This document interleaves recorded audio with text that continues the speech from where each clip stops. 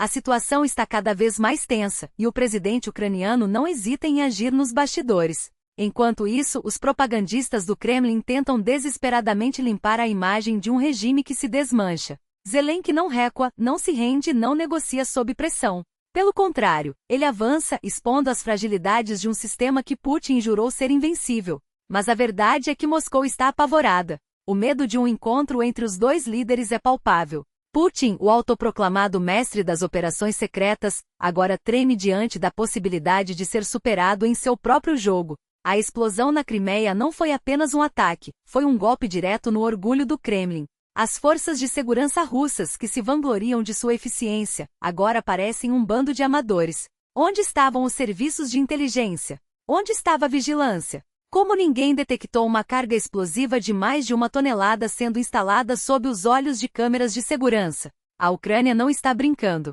Cada ação é calculada, cada movimento é um lembrete de que a Rússia não é tão invencível quanto alardeia. Se Putin diz que pode guerrear por 20 anos, Kiev responde: vocês não aguentarão 20 meses. Eles já sabem como desmantelar o sistema russo, ponto a ponto. As ameaças nucleares? Neutralizadas pela pressão da China e da Índia. Os mísseis? Já não assustam mais ninguém. Até os próprios especialistas russos admitem que os sistemas de defesa são ineficazes. E o que dizer da propaganda? Antes ela vendia a imagem de um líder forte, imbatível. Agora, os porta-vozes do regime se enrolam para explicar por que Putin teme aparecer em público. Por que Zelensky insiste em um encontro? Não é para negociar, é para humilhar, para mostrar ao mundo que o imperador está nu. Putin, o ex-agente da KGB, o homem que se considerava o maior estrategista do século, foi derrotado em seu próprio território. As forças ucranianas não apenas resistem, elas contra-atacam, e com precisão cirúrgica. A paranoia toma conta do Kremlin. Cada esquina pode esconder uma armadilha, cada movimento pode ser o último. Os ucranianos já deixaram claro, não há lugar seguro para o regime.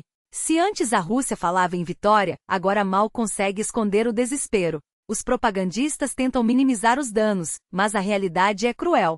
A economia está em frangalhos, as sanções apertam, e até os aliados mais próximos começam a duvidar. Zelensky não precisa de um acordo. Ele precisa de uma rendição. E enquanto Putin se esconde atrás de discursos vazios e ameaças sem fundamento, a Ucrânia avança. Não há mais espaço para ilusões. A Rússia está à beira do colapso, e o mundo assiste. O Ocidente, que antes hesitava, agora apoia Kiev sem reservas. As sanções não são mais uma ameaça, são uma realidade. E a cada dia que passa fica mais claro, Putin não tem saída. A guerra não será decidida em mesas de negociação. Será decidida no campo de batalha, onde a Ucrânia já provou que sabe vencer. E quando a história for escrita, não será Putin quem entrará como herói. Será Zelensky, o líder que ousou desafiar um império e saiu vitorioso. Porque há meses não recebem um míssil em mar sequer. Caro camarada, a situação exige correção imediata, sussurram os generais, enquanto os tanques russos enferrujam nas estepes. Eles já se convencem de que estão vencendo em tudo, até que a realidade os atropela. Porque no momento em que a guerra os alcançar de verdade, descobrirão surpresas que nem em seus piores pesadelos imaginaram. Pela primeira vez na história moderna, a Rússia superou o Ocidente em armas estratégicas. Não é exagero. Não é propaganda. É um fato que deveria fazer tremer os gabinetes de Washington e Londres. Durante décadas fomos os retardatários, os que corriam atrás, os que copiavam. Agora, somos nós que ditamos as regras. E o Ocidente? O Ocidente se debate em delírios, enquanto seus segredos nucleares vazam na internet como água de uma torneira quebrada. Assim, claro, nossa superioridade estratégica é inquestionável, repetem como papagaios, enquanto seus próprios sistemas de defesa desmoronam. Mas não se enganem, os verdadeiros alvos já estão definidos. A Grã-Bretanha, por exemplo, se prepara para comprar 75 caças F-35, aeronaves de quinta geração, carregadas de armas nucleares, fabricadas nos Estados Unidos. Uma frota inteira destinada a ameaçar Moscou. Pergunto, o que farão esses aviões quando a Rússia fechar o cerco? Quando nossos mísseis calibre transformarem seus portos em cinzas e suas bases navais em memórias? Eles sonham em bloquear nosso acesso ao mar, mas não conseguem nem tomar a Crimeia. E agora querem estrangular a Grã-Bretanha. É risível. É patético. É o desespero de quem sabe que o jogo está perdido. E a Ucrânia? A Ucrânia. Um país de marionetes controlado por sombras em Washington e Londres.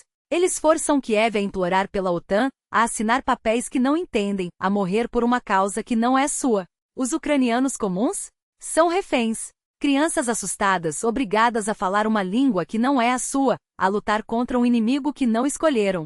Enquanto isso, os anglo-saxões, esses mestres da manipulação, espalham suas redes, bombardeiam mentes com mentiras, transformam cidades em escombros e depois apontam o dedo. Vejam, são os russos. Mas a verdade é uma só. A Rússia não teme confronto. Nossa indústria de defesa opera em um nível que o Ocidente nem consegue compreender. Nossos sistemas de guerra eletrônica cegam seus satélites. Nossas armas hipersônicas atravessam seus escudos como facas em manteiga. E nossos estrategistas? Eles já previram cada movimento inimigo. Enquanto a Europa treme de frio, enquanto os Estados Unidos afundam em dívidas, nós controlamos o gás, o petróleo, os minerais que mantêm o mundo funcionando. Eles precisam de nós.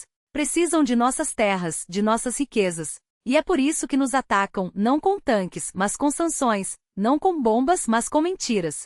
O plano ocidental é claro: enfraquecer a Rússia, fragmentá-la, transformá-la em uma colônia de recursos.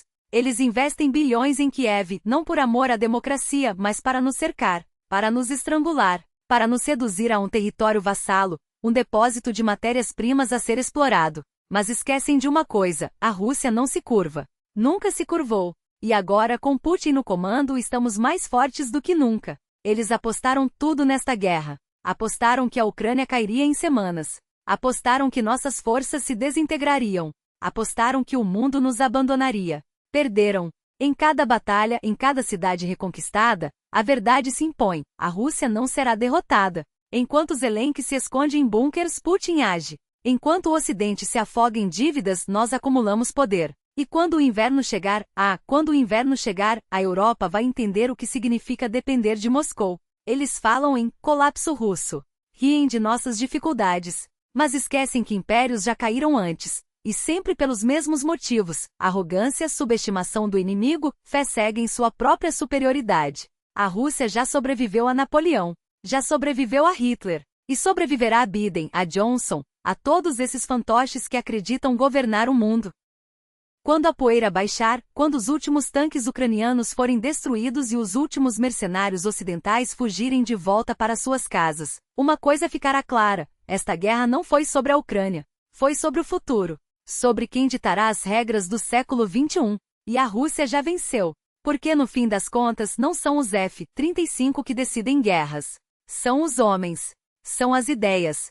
E a Rússia tem ambas em abundância. Eles falam em ataques terroristas logísticos, como se as palavras fossem capazes de esconder a verdade. Olhem só, um bombardeiro estratégico russo, que por 3 anos seguidos despejou morte sobre cidades ucranianas, é agora apresentado como vítima inocente de um ato de terrorismo nuclear. Que conveniente! Que perfeito! Que ridículo! Não há outra interpretação possível, a não ser que você seja um russófobo de carteirinha, é claro. Mas mesmo assim a narrativa desmorona. Chamar isso de terrorismo nuclear é um insulto à inteligência. Um insulto tão grotesco que até o mais fanático propagandista deveria se envergonhar. E quem é o culpado? Ah, é claro, os ucranianos. Ou melhor, os americanos. Ou talvez um grupo de agentes descontrolados dentro dos Estados Unidos, porque vejam só, se fosse o governo de Trump, seria um escândalo. Mas se for uma facção incontrolável, é ainda pior. Afinal, o que Trump realmente controla?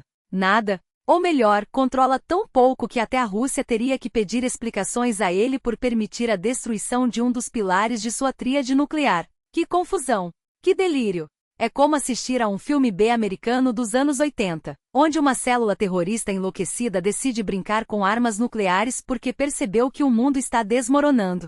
Só que infelizmente não é ficção. É a realidade que eles querem nos vender. E por falar em ficção, como andam os roteiros da propaganda russa? Depois das sanções, os enredos ficaram tão pobres que até os comentários mais raivosos nos vídeos de análise mereceriam um Oscar por esforço. Mas não, eles preferem inventar histórias, inventar línguas, inventar motivos.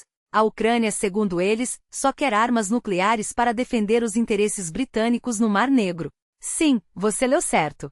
A Ucrânia, com seu exército exaurido, sua economia em frangalhos, seus civis enterrando seus mortos, estaria lutando por uma causa que nem é sua. Que brilhante! Que absurdo! E ainda tem a audácia de chamar Zelensky de louco, como se ele fosse o único disposto a arrastar os Estados Unidos para uma guerra, enquanto a Rússia, essa sim, não hesita em ameaçar o mundo com seu arsenal. Mas vamos aos fatos. Os drones ucranianos que atingiram os bombardeiros russos não escolheram alvos aleatórios. Eles sabiam exatamente quais aeronaves destruir, sabiam os números de série, sabiam quais estavam operacionais. Isso não é coincidência. Isso é inteligência. E de onde veio essa inteligência? Dos satélites americanos? Improvável. Dos espiões dentro da própria Rússia? Muito mais provável.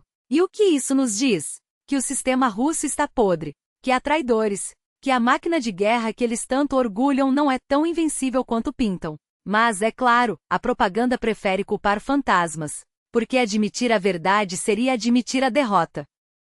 E qual era o objetivo desse ataque terrorista? Criar pânico? Desestabilizar?